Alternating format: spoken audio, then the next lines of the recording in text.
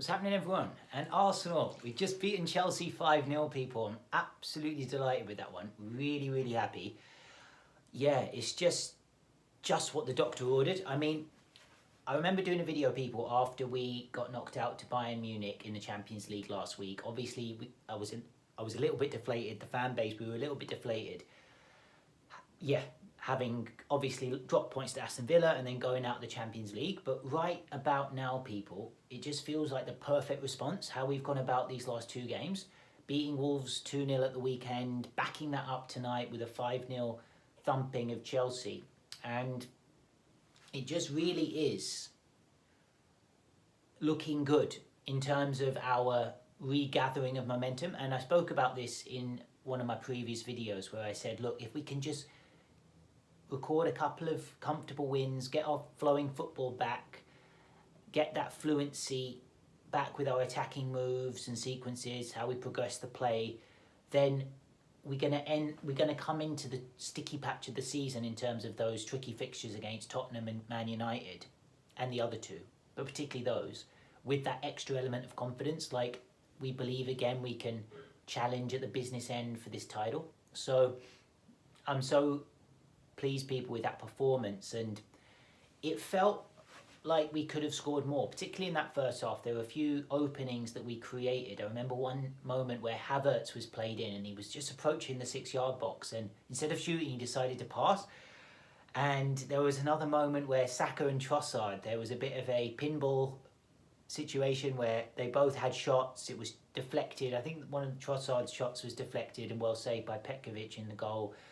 But overall, people, I felt like we were the dominant side, and Chelsea did have their moments in that first half where Gallagher in particular was putting a couple of crosses in, one that Madueke couldn't quite get on the end of, and there was another one where it may have been in the first or second half, can't quite remember, but there was a slight deflection before it got to Jackson in the 6-yard box and he couldn't adjust his positioning in time to redirect the shot on target. And then Fernandes had the opportunity as well. So Chelsea did have their moments, and while it was 1-0, I felt a little bit uncomfortable because I thought we needed that second goal to ultimately end Chelsea's challenge and to dent their motivation, and that is exactly what happened. We were able to get that second goal in the second half there with Ben White. Havertz got a second goal, Ben White got his second goal, and overall it was just a really positive night for the Gunners, and one in which, people, I think we can really move forwards with this result. And just some highlight, I'd like to highlight some performances, people. I thought Havertz was very purposeful and very well intentioned with his performance tonight, and as much as his execution may have been slightly lacking in that first half, I thought his endeavour and his willingness to try and make things happen in the final third was really commendable, especially in that second half, getting those 2 goals. And of course it would mean so much to him against his former club as well.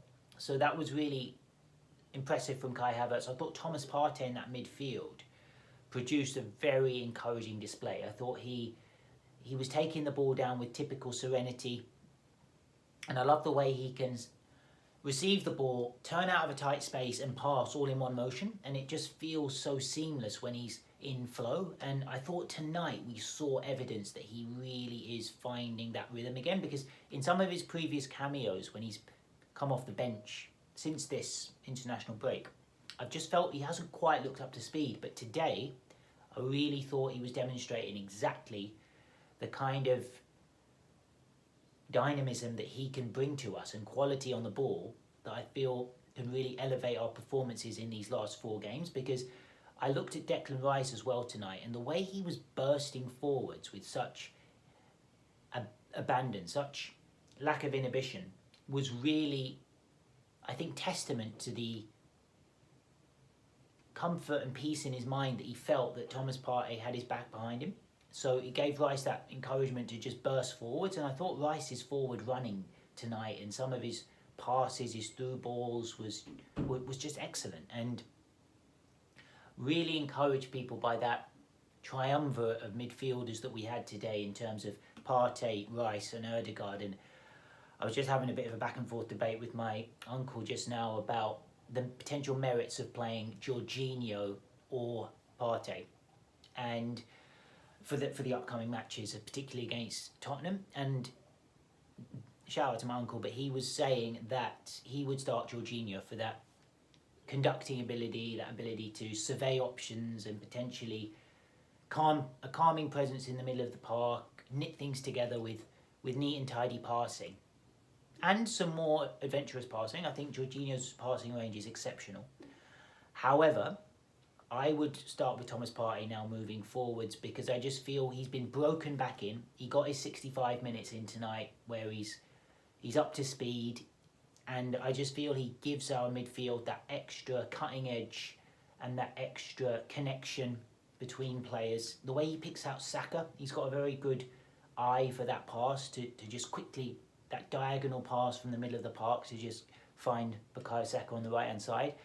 And as I said, it gives Rice that encouragement to get forward.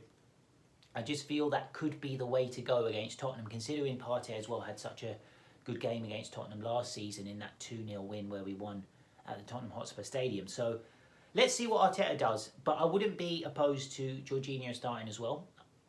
But I think that extra bit of excitement and verve that potentially Partey can bring to the midfield is something very persuasive if I was Mikel Arteta picking this starting 11 for the next match. So that's how I see things, people. Very solid performance. Ben White, got to shout him out. I think he's been incredible this calendar year, pretty much since the Dubai break. Again, his appetite for getting forward, his touch, the way his ball control is just exceptional, and the way he can synchronise and dovetail with Saka is just so impressive.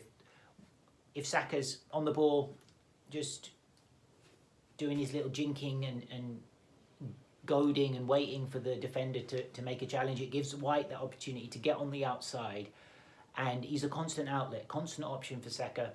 A few times he was whipping crosses in, and he got 2 goals, and the second one was my personal favourite, people.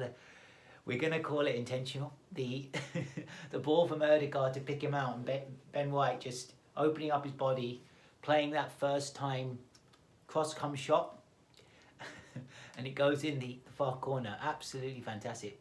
My personal favourite to see Ben White get that second goal tonight, people, for the 5th goal. So yeah, really enjoyed that performance, people. I'd be interested to hear your thoughts, but I'm encouraged moving forwards because I just feel we can go to the Tottenham Hotspur Stadium. Obviously Tottenham, a very good side, very good home side.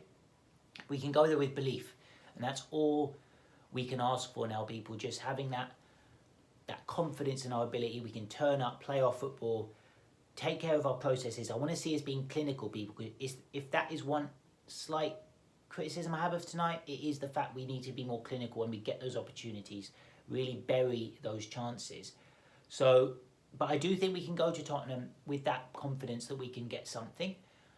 And then, who knows? We're in the hands of Manchester City's opponents. We're looking at Brighton. Can Brighton do something on Thursday?